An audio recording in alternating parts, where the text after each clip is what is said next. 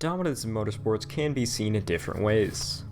One can win 5 championships in a row, break a win record, or lead almost every category in the stat sheet. However, one phrase is universally recognized to indicate complete and utter dominance within one race weekend: the Grand Slam. The premise is simple. To achieve the Grand Slam in Formula 1, one driver must win the pole position for the race, earn the fastest lap during the race, and lead every lap of the race en route to the victory. Easier said than done, however. Since 2013 in Formula 1 and as of the 2023 British Grand Prix, we've only had 14 instances of a Grand Slam from 5 different drivers. So that got me thinking, with how competitive and unpredictable Formula E is, have we had any Grand Slams since the series began? The answer to that question is yes, but let's go through it season by season to see just how close some drivers have come. In Season 1, we didn't see any successful Grand Slams, with the closest being Sebastian Buemi in Monaco. He scored the pole and led every lap en route to the victory, but he missed out on the fastest lap by just 0.943 seconds to Jean-Eric Vergne. The next season, we'd see more drivers get close. The first race of the season in Beijing, Sebastian Buemi once again scored the pole and took the victory. This time, he even scored the fastest lap. What eventually got him was leading every lap. During the pit cycle, he gave up the lead to Loic Duval for exactly 1 lap. That 1 lap was the only thing that kept Buemi from earning the Grand Slam. Later that season, Buemi's teammate Nico Prost would come close to scoring a Grand Slam at the first London race. He would start on pole and lead every lap en route to the win.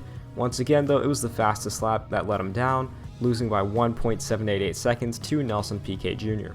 Season 3, we'd see 2 more close calls. Sebastian Buemi was let down yet again at the Monaco Grand Prix by the fastest lap, losing by just over a second to Sam Bird, but completing all of their criteria. Lucas di Grassi did similarly at the first Montreal Grand Prix.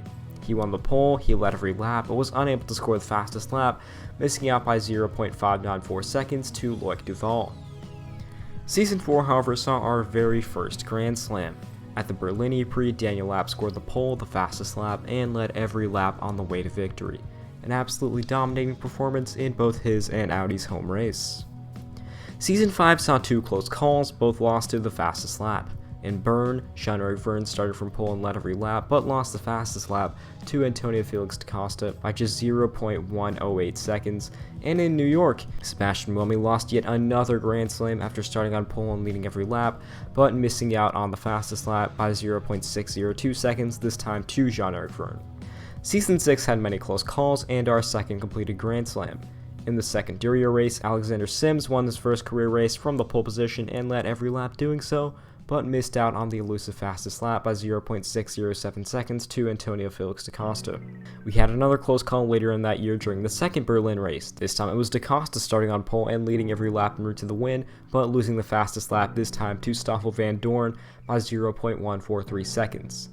Oliver Rowland also missed out, taking the pole at the 5th Berlin race and leading every lap, but losing the fastest lap by just over 0.6 to Lucas di Grassi. This was marked in orange on the previous sheet, as Rowland did score the bonus point for having the fastest lap in the top 10, but he did not score the fastest lap overall, which is what lost him the Grand Slam.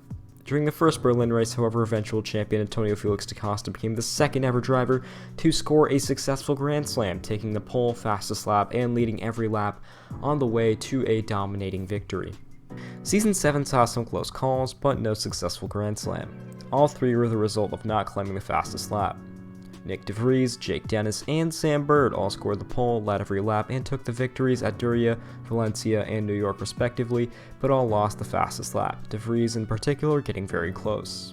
Season 8 saw the return of a successful Grand Slam in the form of Jake Dennis's London performance.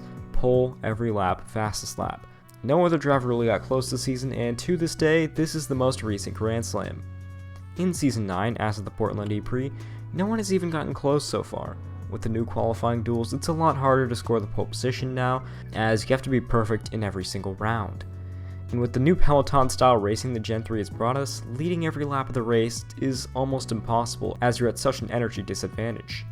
Grand Slams just get harder and harder to achieve. This, however, I don't think is a bad thing. With only 3 successful Grand Slams in its history, it's truly a testament to just how close and competitive Formula E is. There's just so much parity, and it's so difficult to score a perfect race. So the performances of Daniel Abt, Antonio Felix da Costa, and Jake Dennis will go down as 3 perfect race weekends, perhaps the only 3 in Formula E history.